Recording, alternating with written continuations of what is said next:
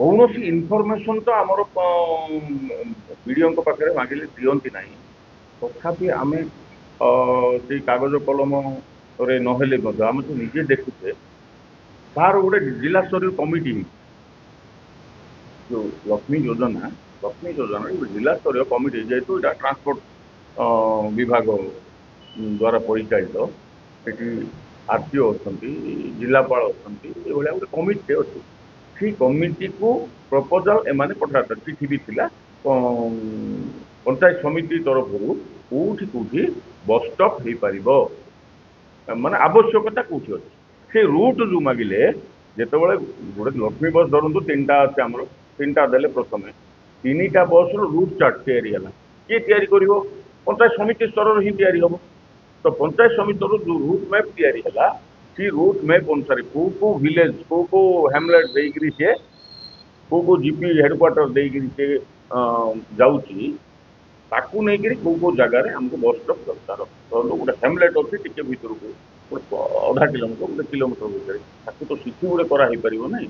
ଆରାମରେ ଚାଲିକି ଆସିପାରିବ ଗୋଟେ ଛକ ଦେଖିକି, 2-4ଟା ଗାଁ ଲୋକ ଯେମିତି ଆସିକି ଗୋଟେ ଜାଗାରେ ପହଞ୍ଚିଯିବା। ପ୍ରତି ଗାଁରେ କ'ଣ, ପ୍ରତି ଗାଁକୁ ତ ଲକ୍ଷ୍ମୀ ବସ୍ ବି ଟଚ୍ କରିପାରୁନାହିଁ, କି ପ୍ରତି ଗାଁରେ ବସ୍ ଷ୍ଟପ୍ ବି ତିଆରି ହେଇପାରିବ ନାହିଁ।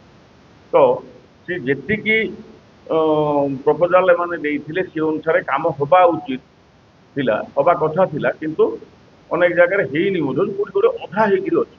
ହେଲେ ସେ ଭଗବାନଙ୍କ ଗୋଚର ଯେ ବିଲ୍ କେତେ ଦୂର କରିଛନ୍ତି, କୋଉ ଜିନିଷ ବି ପଚାରିଲେ ଇନଫର୍ମେସନ ଦଉନାହାନ୍ତି ଏମାନେ। କୋଉଠି ଅଧା କାମ ହଉଛି, ଆଉ ଆପଣ ଦେଖିଥିବେ ବସ୍ ଷ୍ଟପ୍ ଗୁଡାକ ସବୁ ଡିଫରେଣ୍ଟ ଅଛି, ଟଙ୍କା ସେମ୍, ଏକା ଏମାଉଣ୍ଟର ଫଣ୍ଡ ତା ପାଇଁ ଦିଆହେଇଛି, ଯୋଜନା ତ ଗୋଟେ, କିନ୍ତୁ ଡିଫରେଣ୍ଟ ସାଇଜର ତିଆରି ଷ୍ଟ୍ରକ୍ଚରଟା। ଗୋଟେ ଜାଗାରେ ଧରନ୍ତୁ 12 ଫୁଟ ଖଣ୍ଡେ, 8 ଫୁଟ ଅଛି କି 10 ଫୁଟ ଅଛି ସେଇ ବାରଣ୍ଡାଟା ବା ଛାତଟା, ତ କୋଉ ଜାଗାରେ 4-5 ଫୁଟରେ ସୀମିତ ବି ଥାଏ।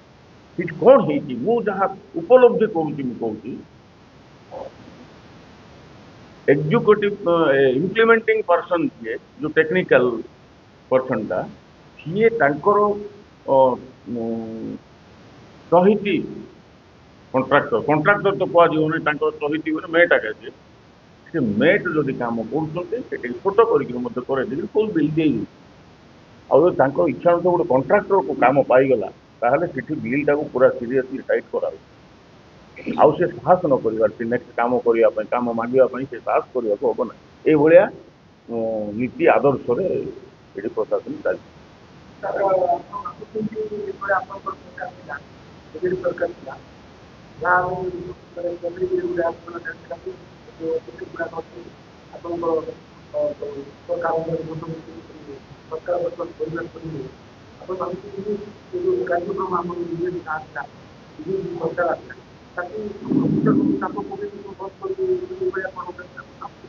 ବନ୍ଦ ଦେଖନ୍ତୁ, ବନ୍ଦ ତ ଅଲରେଡି ହେଇସାରିଲା।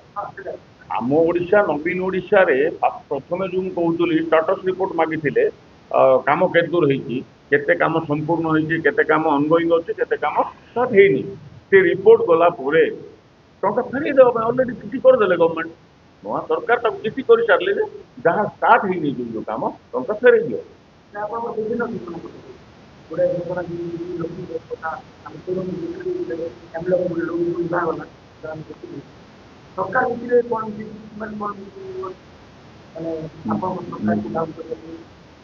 ନିଶ୍ଚିତ ଭାବରେ ଦେଖନ୍ତୁ, ଆମେ ଅନୁଭବ ବି କରୁଛେ, ପ୍ରଥମେ ଯେତେବେଳେ ବସ୍ ଷ୍ଟପ୍ ଗୁଡାକ ତିଆରି ହେଲା, କେତେଟା ଯୁଦ୍ଧକାଳୀନ ଭିତରେ ହେଇଗଲା, ସେଇ ସମୟରେ ସେଠି ଶଙ୍ଖ ଚିହ୍ନ, ମାନେ ଶଙ୍ଖ ଫୁଙ୍କିଲା ଭଳିଆ ଇଏ ଯୋଉ ଲୋଗୋଟା ଦିଆ ହଉଥିଲା, ସେଇ ଲୋଗୋକୁ ବାହାର କରିବା ପାଇଁ ପ୍ରଥମେ ନୂଆ ସରକାର ଆସିକି ନିର୍ଦ୍ଦେଶ ଦେବା ପରେ ଆଉ ଯୋଉ କାମ ହେଇନି, ଯୋଉ ବସ୍ ଷ୍ଟପ୍ ତିଆରି ହେଇନଥିଲା, ସେଟା ପ୍ଲେନ୍ ରଖିଦେଲେ।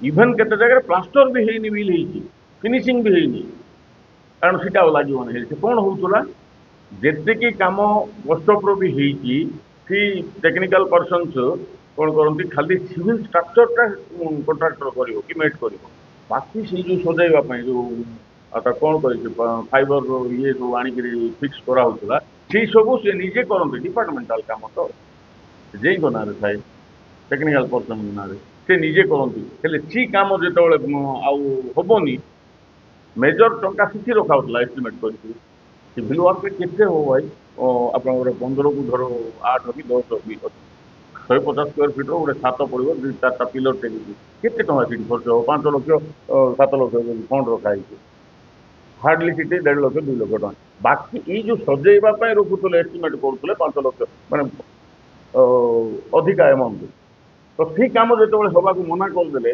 ନୂଆ ସରକାର ଆଉ ସେ କାମକୁ ଆଗ୍ରହ ହିଁ ପ୍ରକାଶ କଲେ ନାହିଁ କିଏ ଯୋଉଠି ଯେମିତି ପଡ଼ିକି ରହିଛି କେତେଟା କାମ ବିଲ୍ କରିଦେଲେ ତାଙ୍କର ଯିଏ ଚହିତି ମେଟ୍ କରୁଛି ସେଇ ଜାଗାରେ ଇନକମ୍ପ୍ଲିଟଟାକୁ ମଧ୍ୟ ବିଲ୍ କରିକି ଦେଇଦେଲେ ଆଉ ବାକି ଯୋଉଟା ପଡ଼ିକି ରହିଛି ଆଜି ପର୍ଯ୍ୟନ୍ତ ତ ଆମର ବରିଷ୍ଠ ନେତା ବସୁଛନ୍ତି ତାଙ୍କ ପଞ୍ଚାୟତରେ ମଧ୍ୟ ସେଇ ବସ୍ ଷ୍ଟପଟାକୁ ତିଆରି କରିବାକୁ କିଏ କାହାର ଆଗ୍ରହ ନାହିଁ ଆପଣ ବୁଝିପାରନ୍ତି